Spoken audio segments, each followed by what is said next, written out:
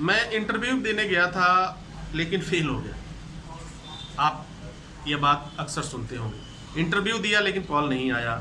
Interview के लिए मैं गया था लेकिन अब तक कोई बुलावा नहीं आया। इस तरह के तमाम क्वेश्चंस आते हैं। आज मैं बात करने वाला हूँ उन लोगों के लिए जो लोग इंटरव्यू देने जा रहे हैं और फिर किसी वजह से सफलता नहीं मिल पा रही है, उन्हें दिक्कतों का सामना करना पड़ रहा है, उन्हें परेशानियों का सामना करना पड़ रहा है। इस वीडियो में मैं बताऊंगा कि आपको क्या करना चाहिए, आपकी कमियां क्या क्या हैं।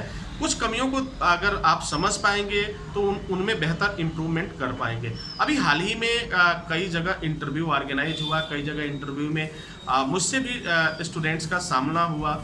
उसमें हमने जो चीज़ पाया उस चीज़ को मैं आपसे शेयर करना चाहता हूँ।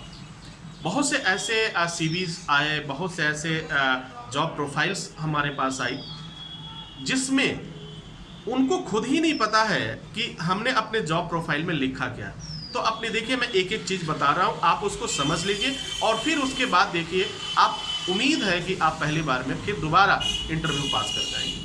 तो उनको खुद नहीं पता कि अब आप बताओ, जो आपने सीवी में लिखा है, आपने सीवी में लिखा है, आप अपने जॉब प्रोफाइल में लिखा है, जो भी आप लेके जाते हो वहाँ पे, तो उसमें जो कुछ भी लिखा है आपको तो मालूम होना चाहिए। तो आपको नहीं मालूम है कि आपने क्या लिखा हुआ है, तो पहली सबसे बड़ा मिस्टेक आपका ये है।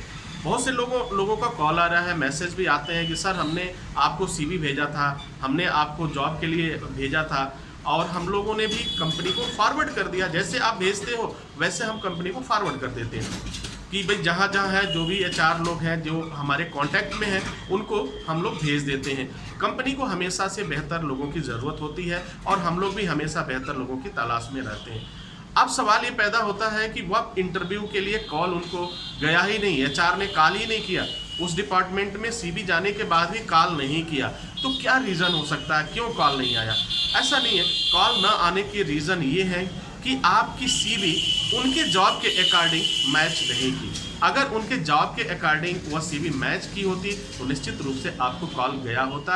आप इस बात को समझिए और जानने की कोशिश करिए, थोड़ा सा वेट ज़रूर करिए, क्योंकि जैसे ही आपका सीवी उनके जॉब प्रोफाइल से मैच करेगा या जो उनकी रिक्वायरमेंट है कंपनी की मैच करेगा, डेफिनेटली वो आपको कॉल करेंगे, आपको बुलाएंगे। लेकिन अगर नहीं कॉल आया तो हम ये अनुमान लगाते हैं, यह सोचते हैं कि शायद मेरा सिलेक्शन या मेरी सीवी जो है वो सेलेक्ट नहीं हुई इस जॉब के लिए। तो अब यहाँ पे बात क्या होती है, कॉल ही ना जाना, कॉल नहीं जा रहा है, इसका मतलब क्या है कि कुछ ना कुछ ऐसी चीज़ें मिल रही हैं आपके सीवी के थ्रू जो आपको नेगेटिव सीवी में वो डाल दिया जा रहा है। और जैसे ही नेगेटिव सीवी बन जाती है आपकी, तो आपको जॉब के लिए दिक्कत होता है।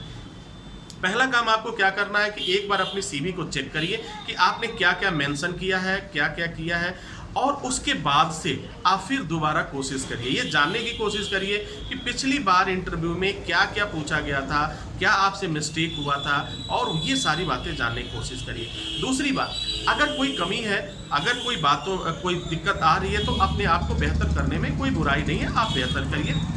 अगर आपको अपने खुद नहीं कर पाते हैं तो आप जो है क्या कर सकते हैं कि आप उन लोगों से मिलिए जो एक्सपर्ट हैं।